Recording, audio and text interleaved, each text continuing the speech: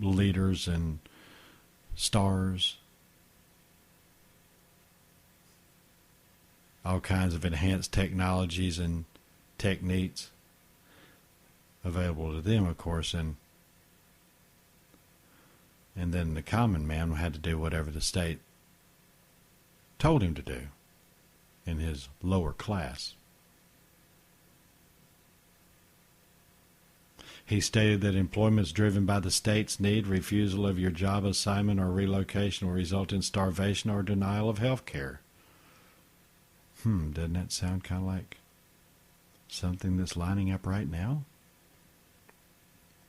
The new rational world order, a global government composed of regional fiefdoms, totalitarian society. And we also see that he wants nearly everybody on the planet killed.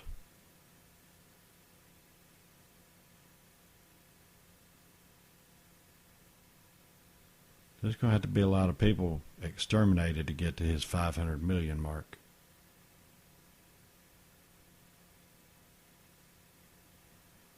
And to see how quickly that they moved putting these stones in place and let them sit there for everybody just to dwell on and look at and try to figure out why in this enigma when everything's going on everywhere else, where everybody's focused on those stones in the middle of a field in Georgia.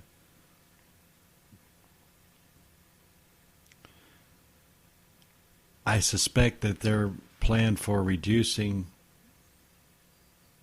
the number of mankind won't be gradual. I don't see this as being something long and drawn out. I see it something that's structured and sudden.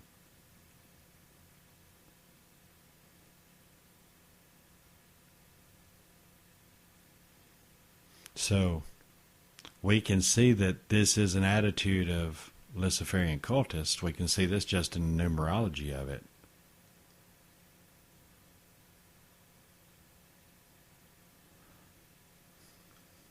Now,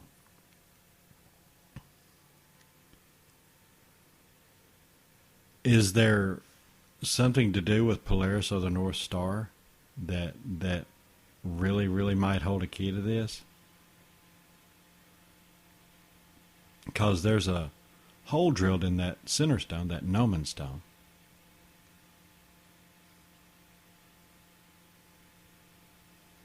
So Polaris is supposedly visible through this sighting hole, but from some reports that Polaris is just barely visible within the sighting hole. Now, would this be the settling of the Mowerman over time? Would this be poor workmanship, or would it be that Polaris isn't where Polaris should be?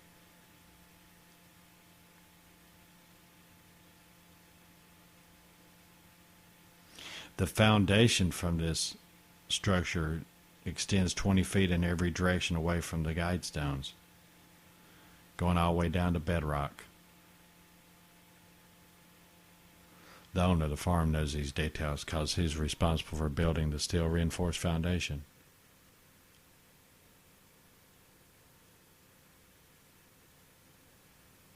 Why are they so robustly built? Why are they setting on such a foundation? 20 feet in all directions away? If 20 feet, that's at least 40 feet from the center of the stones, from the Mowerman stone. 20 feet in every direction. Why? And I would guess since it's sitting on such a stout foundation and it's on bedrock, I would say that Polaris, that sighting hole's probably not due, the misalignment not due to it settling.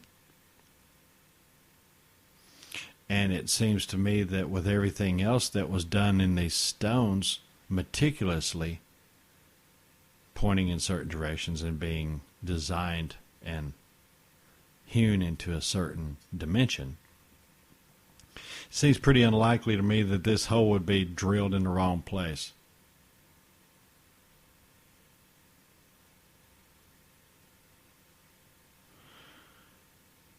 So we have to understand, and my brother Carl just brought up something about the Hopis.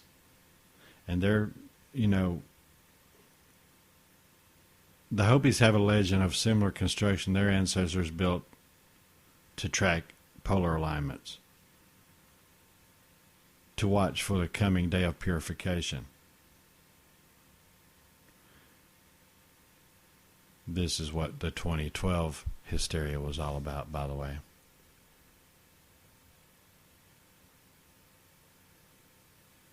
And it never happened, did it? It's pretty arrogant, isn't it? For these demented people, well, I'll call them people. These demented lunatics, as powerful a cult as they are, they're so powerful they can overthrow national governments and inject a global government, totalitarian style.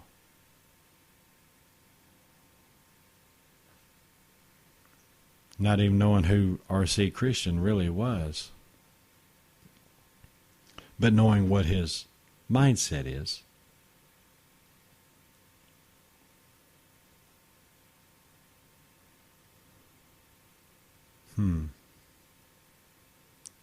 It gets very, very interesting, doesn't it?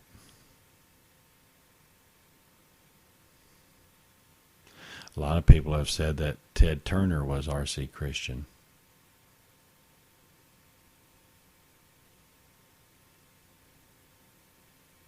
I'm just telling you what has been said.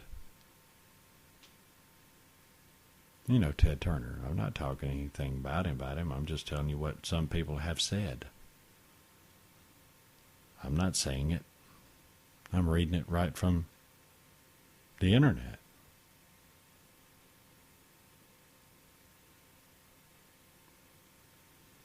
I think there's all kinds of evidence here that demonstrates that there's a real small group of cultists that are extremely wealthy and powerful, and they can control and twist all kinds of world events.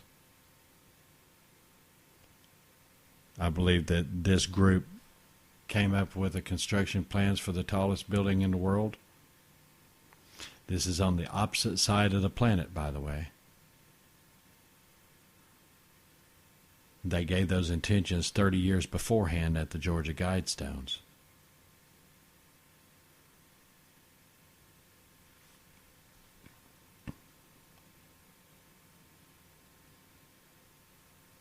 So we're looking at this Burj Khalifa actually being symbolic completion of the second Tower of Babel in a lot of ways.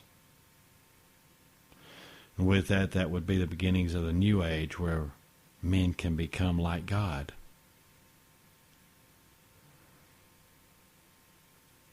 This is pretty much outlined in R.C. Christian's Common Sense Renewed.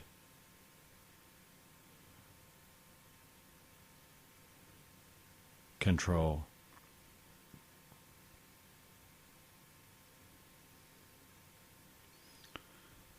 A lot of people said that this was an upcoming or a warning from enlightened beings, as they were or Illuminati, or not Illuminati, but Anunnaki or some other extraterrestrial, about the 2012 apocalypse.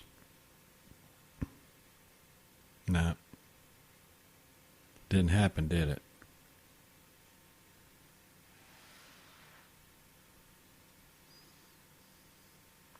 You know, as soon as the Burj Khalifa was formally opened, Dubai invited the United Nations to move its headquarters there.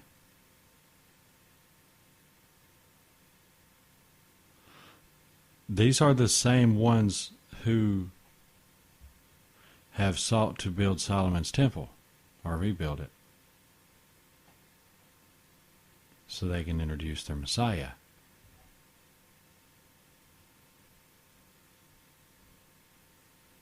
Understanding that if this building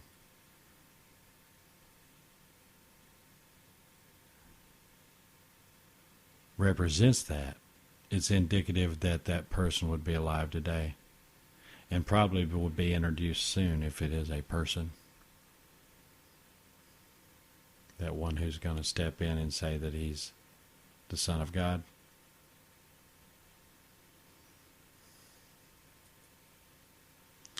This all points down to several different families, doesn't it? The House of Rothschild being one that automatically comes to the forefront when we talk about Illuminati. The two-headed eagle emblem is the Byzantine Empire red shield. This is the Russian coat of arms for the Rothschilds. This was the name used by the German sect, the Illuminati, in the 15th century, occult practitioners. They thought they possessed the light that Lucifer had retained when he became Satan.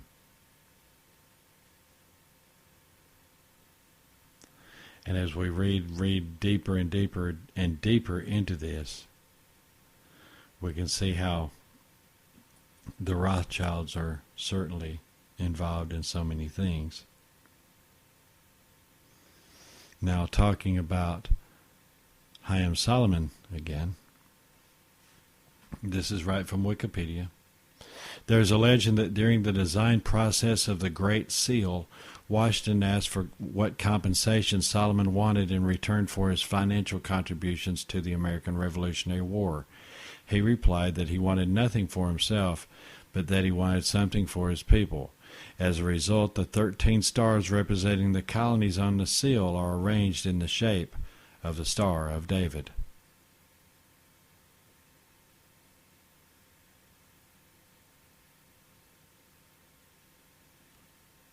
Did you hear what I just told you?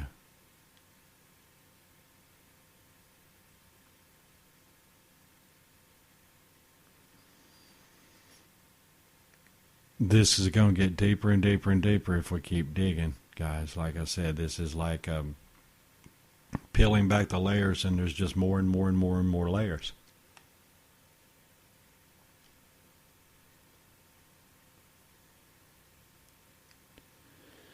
Now, Chaim Solomon. Well, this leads us to a certain place that'll lead us right to Building 7 of the World Trade Centers. Let's take a break. It's right at the bottom of the hour. We'll be back with you in just a few minutes. This is Diffusion of the Delusion. I am Rando, your host here on the GWA Radio Network. It is now October the 15th, 2014. We were just before the break, we were talking about Chaim Solomon and his contribution to, well, to so many things. The name Solomon leads me somewhere. Salomon Brothers. The spelling's a little bit different, but this was a Wall Street investment bank known as the Bulge Bracket Company, founded in 1910 by three brothers, Arthur, Herbert, and Percy, along with a clerk named Ben Levi. It remained a partnership until the early 1980s, when it was acquired by the commodity trading firm Fibro Corporation, and then became Solomon Incorporated. Eventually, Solomon was acquired by Travelers Group in 1998 and followed the latter's merger with Citicorp the same year. Solomon became part of the Citigroup, although the Solomon name carried on as Solomon Smith Barney, which were the investment banking operations in Citigroup. The name was ultimately abandoned in October 2003 after a series of financial scandals that tarnished the bank's reputation. I read this to, I don't know if you remember the big Treasury bond scandal. But this had something to do with the Solomon Brothers. You'd remember this in the news, I'm sure. Well, tying this in with that name Solomon, we go here. The 7 World Trade Center is a building in the World Trade Center